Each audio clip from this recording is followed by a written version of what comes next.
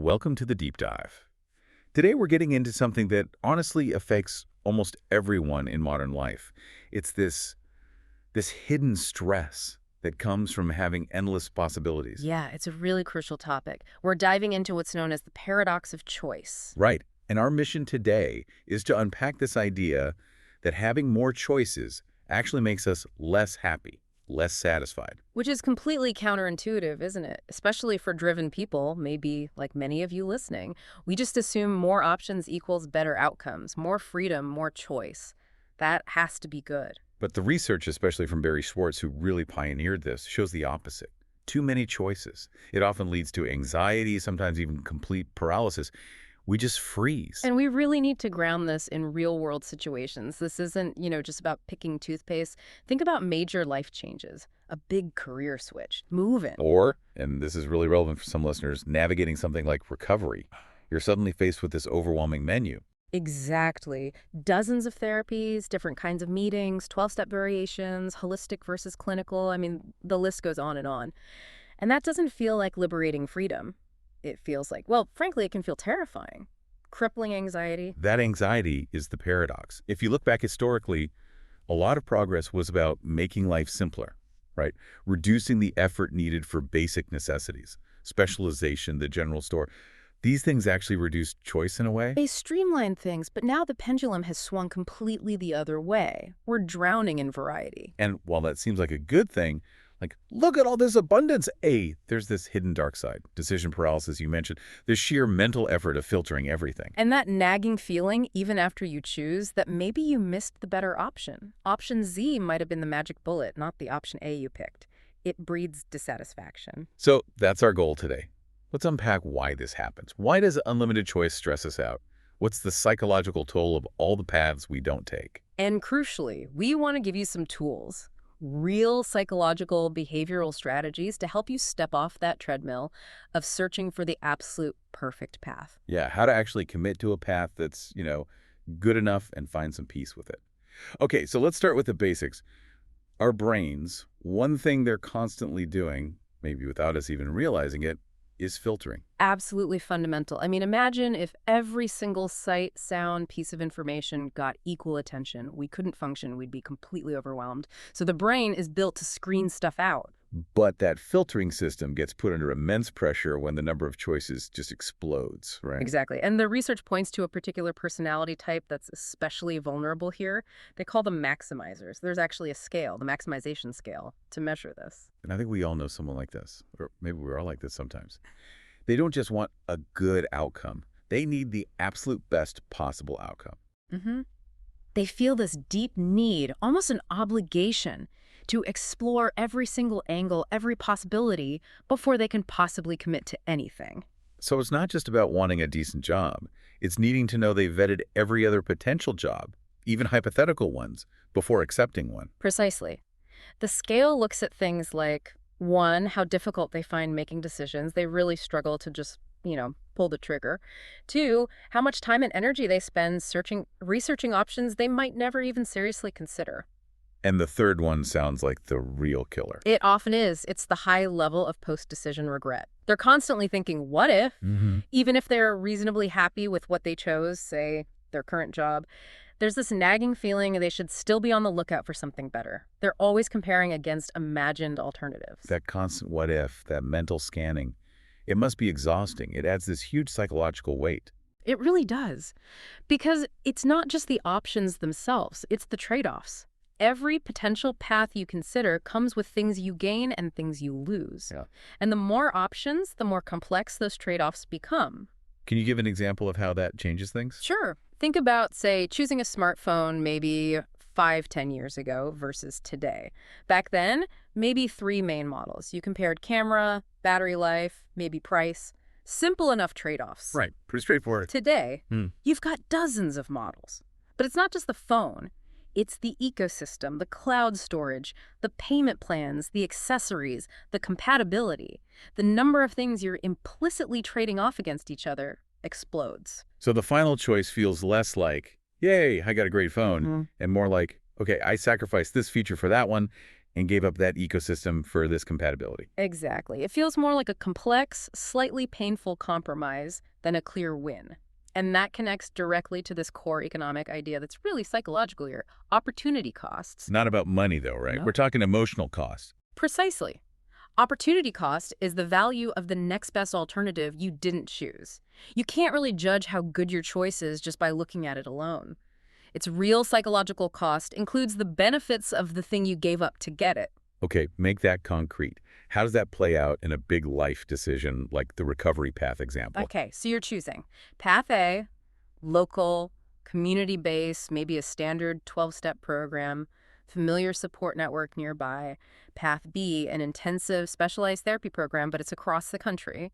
High-end, maybe promises faster results. Two very different options. Very different. If you choose Path A, the local one, the opportunity cost isn't just the meeting time. It's the potential benefit of that specialized intensive therapy from Path B that you're giving up. You're sacrificing that possibility. And if you choose path B, the move. Then the opportunity cost is sacrificing that daily local support, the routine, maybe seeing family easily. You're giving up that stability and connection. Ah, okay. So the maximizer, even if path A is working well, is constantly thinking about the potential gains they missed from path B. Yes, they aren't fully present in Path A because their brain is running simulations of Path B's hypothetical benefits. They're haunted by the ghost of the rejected option. So more options automatically means more potential regret. More things you could have had but didn't choose. That's the crux of it. Abundant choice manufacturers regret. The more options, the higher the perceived opportunity cost, and often the lower the satisfaction with what you actually chose, even if it's objectively a great choice. And that feeling, that regret over the options you let go, that's the perfect lead-in to a really foundational concept in psychology. Cognitive dissonance, Leon Festinger's big idea. Right, dissonance, that uncomfortable feeling when things don't line up in your head. Exactly. It's like a mental alarm bell. It goes off when you hold two conflicting ideas or when your actions don't match your beliefs or you get new information that clashes with what you thought you knew, and it feels bad, uncomfortable, so your brain desperately wants to resolve it. So if I finally picked path A, the local recovery program, but path B, the fancy one across the country, still feels really attractive. My brain is freaking out a bit because my action, choosing A, conflicts with my thought. Wow, B looked really good too. Precisely. That's dissonance. Yeah. And how much it freaks out, how painful that dissonance is, depends on a few key things. And these are really important when you're facing big choices. Okay, what makes it worse? First, the importance of the decision itself. Choosing a recovery path, a career, who to marry. These are huge. High stakes mean potentially high dissonance. Choosing between two brands of coffee. Much less so. Makes sense. Second, how attractive were the options you didn't choose? If Path B seemed amazing, packed with benefits you really wanted, rejecting it is going to cause more conflict than rejecting a path that seemed just okay. right, the better the alternatives looked, the more it hurts to let them go. And the third factor, This one's interesting. The degree of cognitive overlap between the options. cognitive overlap. What What does that actually mean? Like how similar they are? Yeah, basically how much mental gymnastics you have to do to tell them apart or justify choosing one over the other. If you're choosing between two jobs that are almost identical, same pay, same commute, same work, the overlap is high. Choosing one doesn't feel like a huge sacrifice. Dissonance is low. Okay, And if you're choosing between, say, being a high-flying corporate lawyer and, I don't know, moving to a cabin to be a full-time painter. Okay, yeah, zero overlap there. Different lives entirely. Exactly. The cognitive overlap is incredibly low. The values, lifestyles, outcomes are worlds apart. The trade-offs are massive. Justifying one over the other requires a ton of mental work, rationalization, and that situation creates huge dissonance. So when that dissonance hits hard, what's the first instinct? It feels bad, so you want to make it stop. You think, maybe I should just switch. That's the intuitive reaction, isn't it? This feels wrong. Maybe I made the wrong choice. I should jump to path B. But often, that's the least effective strategy in the long run. Isn't changing your mind the fix? Because switching often just restarts the whole painful cycle. You jump to path B, now you start feeling dissonance about abandoning path A. You regret the time you wasted there. You have a new set of trade-offs to worry about. It just creates this chronic instability, hopping from one thing to another, never finding peace. Okay, wait. So if switching doesn't really work to kill the pain, Right. what does the brain do? It needs to stop the dissonance somehow. Does it start bending reality? You got it. It becomes a master self-justifier. That's the second and much more common way we reduce dissonance. We don't change the decision, we change our perception of the decision. So how? We start to unconsciously, or sometimes consciously, emphasize all the good things about the path we chose, and at the same time, we start to downplay, minimize, or even find flaws in the options we rejected. So I chose path A. To feel better, I start telling myself, wow, this community support is even better than I thought. And, path B, that intensive program, I heard it's actually really impersonal and cult-like, even if that's not entirely true. Exactly. You essentially rewrite the narrative in your head to make your chosen path look like the clear winner and the rejected path look less appealing.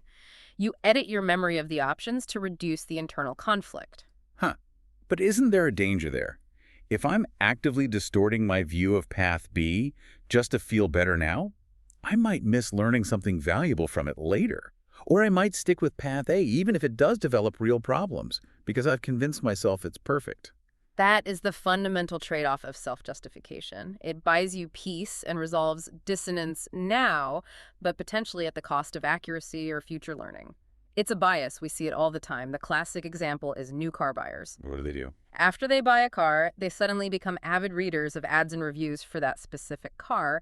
They're not looking for objective information anymore. They're seeking confirmation. You want reinforcement that they made the right choice to quiet that nagging dissonance about the other cars they considered. So committing to a path is almost like giving your brain permission to stop the endless comparing and start the reinforcement process. Lock it in, justify it, even if it means slightly blurring the edges of the alternatives. Yes. And often we look for that reinforcement outside ourselves too. Social groups are huge for dissonance reduction. When we feel uncertain about a choice, we tend to seek out people who made the same choice or who approve of our choice. Ah, safety in numbers. We want people to agree with us. Because agreement provides consonant cognition's thoughts that line up with our decision. It validates our choice and soothes the dissonance. This actually shapes who we talk to. We gravitate towards people who already share our views. Which can reduce the anxiety, but also risks creating an echo chamber, right? Yeah. We filter our social input to match our choices. Okay, so if this constant maximizing and the resulting dissonance is the core problem, the way out has to involve, well, less choosing and more sticking. Commitment and simplification. Exactly. We need strategies to fight that internal pressure to find the perfect option. And we can start with some really basic behavioral science. James Clear's work on habits is relevant here. Atomic habits, right. Make it easy. That's the one. The third law of behavior change, make it easy. When you're starting something new, committing to a path, especially a difficult one like in recovery or a major life change, the key is to make the initial behavior as simple and frictionless as possible. So don't aim for perfect attendance at 90-minute meetings every single day, right off the bat. Probably not. Maybe it's sit quietly for 2 minutes or write down one thing I'm committed to today. The goal at the start isn't amazing results. It's just showing up, consistency, sticking with it even when you don't feel like it, even when it's not perfect. Because repetition builds the habit, not necessarily the size of the reward or punishment for one instance. It's about momentum. Right. Build the momentum first. And that directly counters the perfection trap.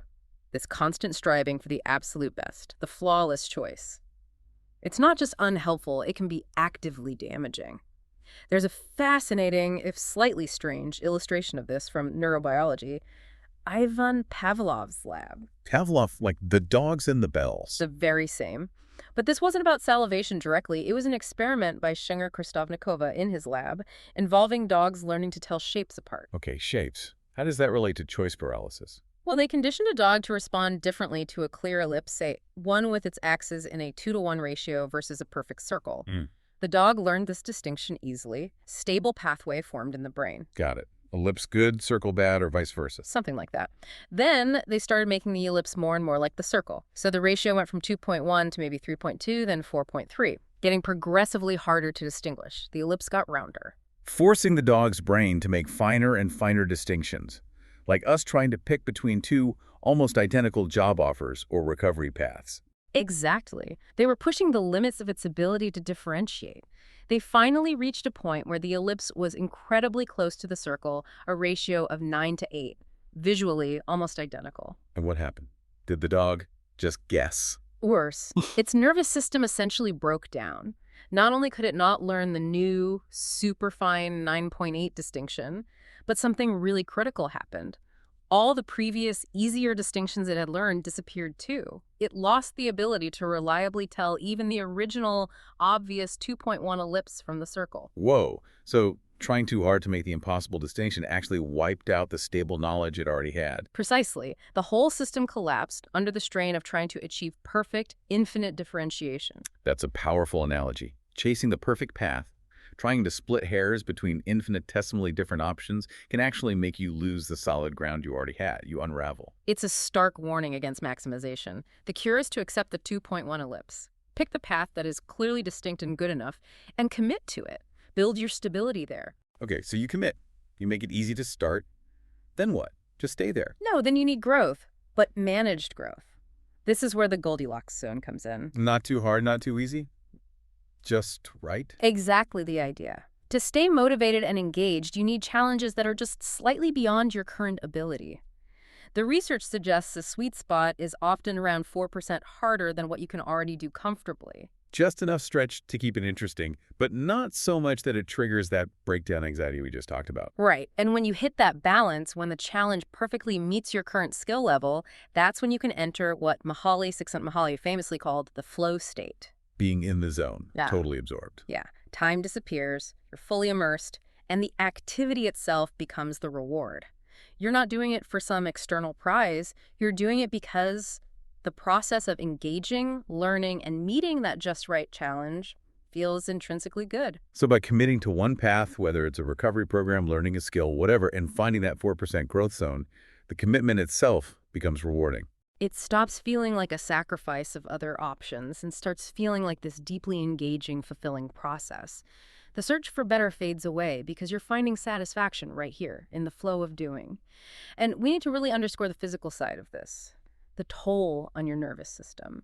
Constantly being uncertain, always second-guessing, always maximizing, it creates chronic stress. It's neurologically taxing. Like that dog's nervous system breaking down. In a way, yes. Pavlov actually observed this too, that the same stressful situation, like ongoing uncertainty, could lead to vastly different, sometimes severe problems depending on the individual's baseline nervous system type.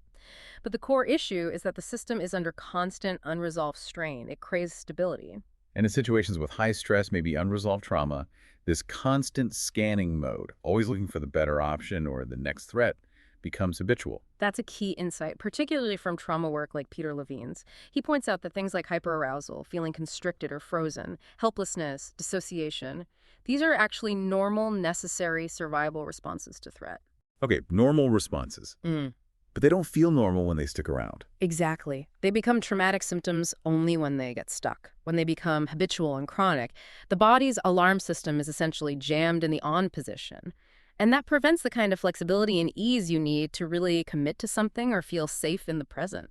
And if you're already in that hyper-aroused searching state, does that affect how you see new information or new choices? Profoundly. When you're intensely activated, your brain is desperately looking for a cause, an explanation for the distress. So new information, new options, even things unrelated, can get misinterpreted as either the source of the threat or the potential solution. Which could lead you to latch onto things, maybe making connections that aren't really there. Yes. This is how intense, sometimes inaccurate, narratives or even false memories around stressful events can form. The physiological feeling is so strong, the brain scrambles to build a story around it that makes sense of the activation. But Levine argues the path to healing isn't necessarily about debating the factual accuracy of the memory. What is it about then? It's about resolving the stuck energy. Discharging that unresolved activation that's trapped in the nervous system. That's what restores flexibility and allows you to move forward without being constantly triggered. So, applied to choice. Committing to a path isn't about proving it was the objectively perfect historical choice. It's about creating enough stability now to calm that hypervigilant nervous system. Yes. It gives the system a chance to downshift from that constant alarm state. And this need for stability, for a predictable structure, seems deeply tied to our sense of self, our psychological identity. Oliver Sacks wrote about this. The neurologist, what did he find? He described a patient who lacked this internal sense of structure, of schematic organization. And the way the patient described their own experience is just haunting. They said, I'm like a sort of living carpet. I need a pattern, a design. I come apart. I unravel unless there's a design. Wow, I unravel unless there's a design. That's incredibly descriptive of what infinite choice can feel like. Just chaos, noise. It really is. Without a chosen pattern, without committing to a design for your life or your recovery, the psychological self risks fraying, just like that carpet. It lacks coherence, a sense of direction. So committing to a path, even if it's just good enough, provides that necessary design. It's the structure that holds you together against the chaos of infinite options. It acts as an anchor. It transforms the overwhelming, undefined search into something manageable, something structured that your nervous system can actually settle into. Commitment creates the pattern that stops the unraveling. Okay, so we've made the internal commitment. We've found a pattern to calm the nervous system. But staying on that path often requires more than just willpower, right? We need outside help, external structures. Absolutely. We are deeply social creatures, and leveraging our environment, especially our social environment, is incredibly powerful for sticking with commitments. You mean like finding the right crowd? Pretty much. Again, back to behavioral science, like in atomic habits, one of the single most effective ways to build and maintain habits and stick to a chosen path is to join a culture, a group, where the behavior you want is simply the normal behavior. Because we have this incredibly strong desire to fit in, to belong to the tribe. It's deeply ingrained. That need for social alignment is powerful. Think about it. Most people would rather be wrong with the group than right, but ostracized from the group. It's a survival instinct. So if you commit to, say, sobriety or learning a skill or being financially responsible, Yeah. finding a group where that's just what everyone does gives you massive support. Huge leverage. The default behavior of the tribe pulls you along. It makes your chosen path feel normal, expected, easier to maintain rather than something you have to constantly fight for alone. But we often hear the opposite, don't we? Especially in self-help circles. This idea that you have to be totally self-reliant, that depending on others for happiness is weak or codependent. Yeah, the codependency myth. And like many ideas, it has a grain of truth, but often gets taken way too far. Of course, some level of self-sufficiency is healthy, but extreme self-reliance, that pushes you to ignore basic human needs for connection, for shared effort, for belonging. It kind of denies the reality that we are interdependent. It does, and ironically, focusing only on your own needs, trying to be an island, can actually rob you of the deep satisfaction and resilience that comes from being part of something larger than yourself. Healthy relationships, healthy groups involve interdependence, not just independence. So commitment, whether it's to a recovery path or a relationship, isn't just a feeling that might fade.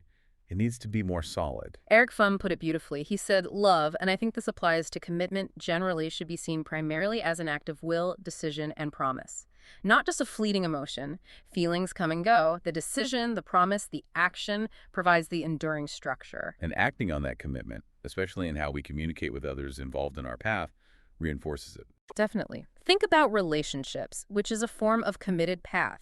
The authors of Attached, who study attachment styles, found that people who take that leap of faith, who commit to expressing their needs, raising difficult issues, basically committing to dealing with problems rather than running away, they rarely regret it. Because engaging with the problems on the path strengthens the commitment itself. Yes, secure attachment, strong commitment isn't about avoiding problems.